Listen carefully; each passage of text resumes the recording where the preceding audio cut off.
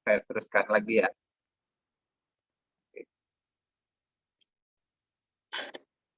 Eh, Badan Narkotika Nasional Republik Indonesia pada tahun 2013 itu mencatat bahwa ada 4.297 perempuan terlibat dalam peredaran gelap narkotika. Kalau kita lihat angka ini angka yang sangat besar. Coba dibayangkan kalau dari 4.297 itu masing-masing dia merupakan ibu rumah tangga yang memiliki anak satu aja. Berarti kita sudah punya 8.000 pengguna narkotika yang berpotensi untuk narkotika. Ini sangat-sangat berbahaya. Jadi kenapa saya mengangkat tema tentang perempuan ini? Karena ternyata saya punya pengalaman. Saya punya pengalaman ketika di tahun 2012 itu, saya ingat sampai hari ini, ada seorang kurir narkotika. Dia itu menjadi kurir narkotika, dia ngambil barang narkotika itu dari Malaysia dan dimasukkan ke Indonesia. Saya kalau tidak salah ingat itu barang bukti yang dibawanya tuh hampir 2 kilogram. Ketika proses penyidikan berjalan, saya coba mendampingi dia dan saya coba ajak diskusi. Saya tanya sama dia, kebetulan orangnya masih muda dan physically juga terlihat tidak ada yang aneh-aneh, semuanya terlihat baik-baik. Saya tanya sama dia, Mas, kamu itu bawa narkotika motivasinya apa? Saya lihat kok secara tampilan kamu biasa-biasa saja, tidak tampak seperti orang yang jangkis atau tidak tampak seperti orang yang di dunia malam. Tampilanmu baik-baik saja. Bahkan pada saat itu saya lihat juga dia sempat meminta izin untuk minta izin untuk sholat. Akhirnya saya ajak diskusi, saya tanya sama dia, dia bilang sama saya, dia itu baru pertama kali menjadi kurir narkotika. Yang kedua, dia bilang, motivasi dia menjadi kurir narkotika tuh bukan karena mau makan, tapi dia karena ibunya punya penyakit kronis yang butuh pengobatan dengan biaya besar, makanya dia mau berkorban untuk mengambil risiko sebesar itu, dan akhirnya dia tertangkap. Saya tanya sama dia, kenapa kamu senekat itu ngambil risiko untuk menjadi kurir narkotika? Dia bilang, ibu saya segalanya buat saya. Saya nggak kuat melihat ibu saya tersiksa. Saya bilang sama dia, ketika saat kamu berpikir seperti itu, belum ada terpikir olehmu kalau nanti kau ketangkap seperti ini, bagaimana perasaan ibu? Lebih parah lagi dalam kondisi sakit ya. Akhirnya dia bilang, iya, memang tidak terpikir pada saat itu, dan dia pun tidak punya niat lain selain ingin mendapatkan uang dari hasil jadi kurir itu dan membeli obat ibunya. Dari kondisi ini saya ngambil satu hikmah bahwa anak ini sebenarnya dia menjadi kurir ini terpaksa. Tapi hikmah yang lebih besar lagi yang saya ini bahwa ternyata sejahat apapun orang, dia akan memikirkan seorang wanita atau seorang perempuan yang ada di rumah yang menjadi buah hatinya, belahan jiwanya, ibunya. Nah, ini yang seharusnya mulai kita pikirkan dalam proses penegakan hukum di Indonesia, terutama khususnya dalam hal narkotika ya. Tidak satu, tidak dua, bahkan ada saya kebetulan sudah lumayan banyak menangani perkara narkotika. Itu tidak satu, tidak dua. Ketika mereka kena perkara narkotika, orang pertama yang diingat ibu, bukan bapaknya. Artinya apa? Ketika dia mau memperbaiki diri pun dia mengingat bahwa saya melakukan ini untuk ibu saya. Ya. Jadi bagaimana begitu istimewanya peran kedudukan perempuan di dalam kehidupan manusia, apalagi dalam kehidupan bernegara. Oleh karenanya dari begitu banyak perkara narkotika yang saya tangani itu, sebagian besar saya berkesimpulan bahwa kurir narkotika, pengguna narkotika ini mereka hanya korban dari keadaan, dan mereka masih bisa diperbaiki oleh peran seorang perempuan di dalam hidupnya dia, baik itu seorang anak maupun seorang suami.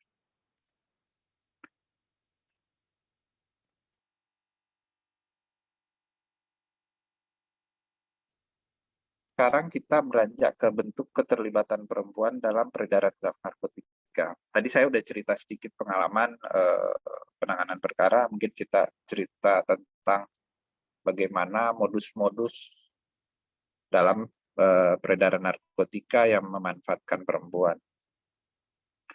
Dalam berbagai kasus yang saya tangani, itu biasanya modus yang digunakan jaringan narkotika pertama itu kalau wanita muda itu dipacari. Dipacari baik itu. Jadi biasanya tuh mohon maaf dengan tidak bermasuk SARA, biasanya Niger itu mereka memacari wanita-wanita yang dalam tanda petik mudah dipengaruhi, kemudian diberi kebutuhannya, diberi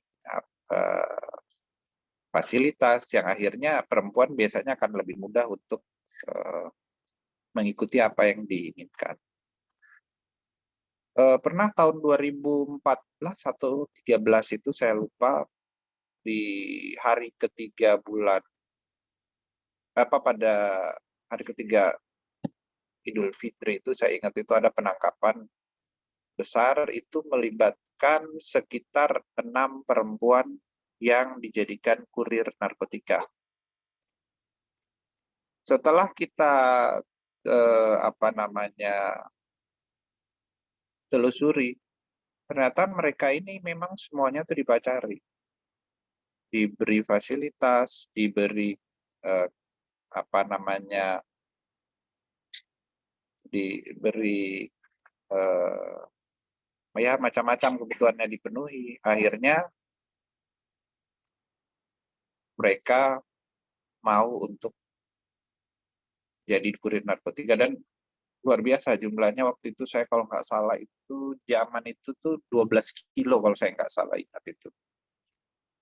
Bahkan pada tahun 2014 juga kalau nggak salah itu ada seorang calon apoteker, dia sudah mendapatkan SK apotekernya tapi belum berpraktek. Bapaknya tuh datang ke BNN waktu itu didampingi, terkejut lihat loh kok ini anak saya ditahan di BNN. Begitu diceritakan kaget dia.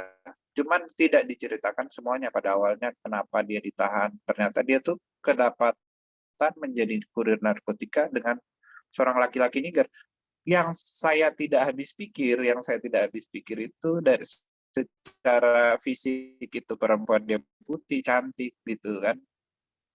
Dia punya pendidikan tinggi, dia punya karir yang kemungkinan juga akan baik gitu. Tapi dia mau terlibat dengan seorang yang mohon maaf tidak bermaksud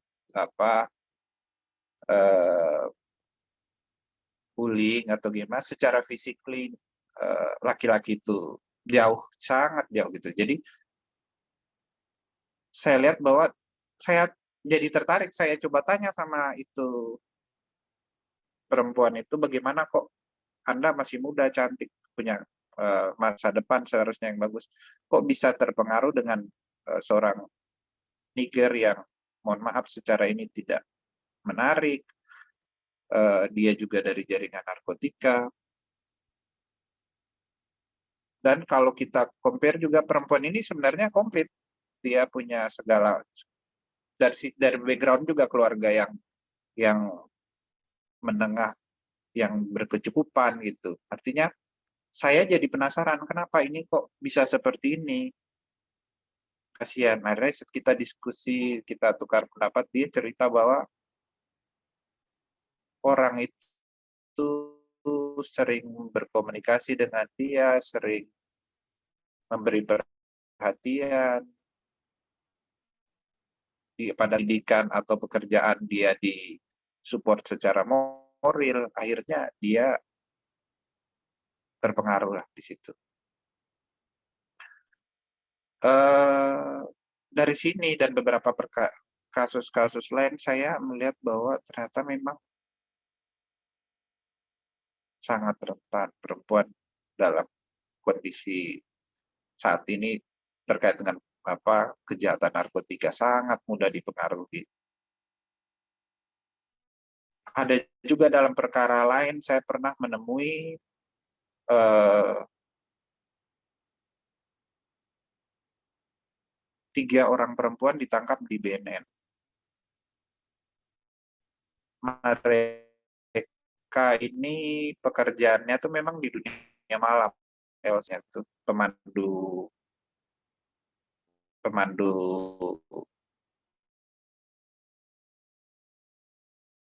ditangkap di BNN dan mereka masih muda.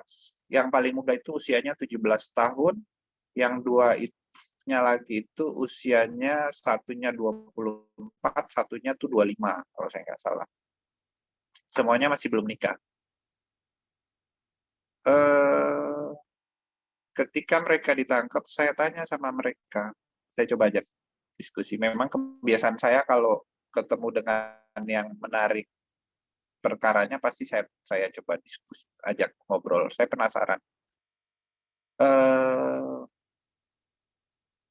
Apa sih motivasi mereka kerja di dunia malam?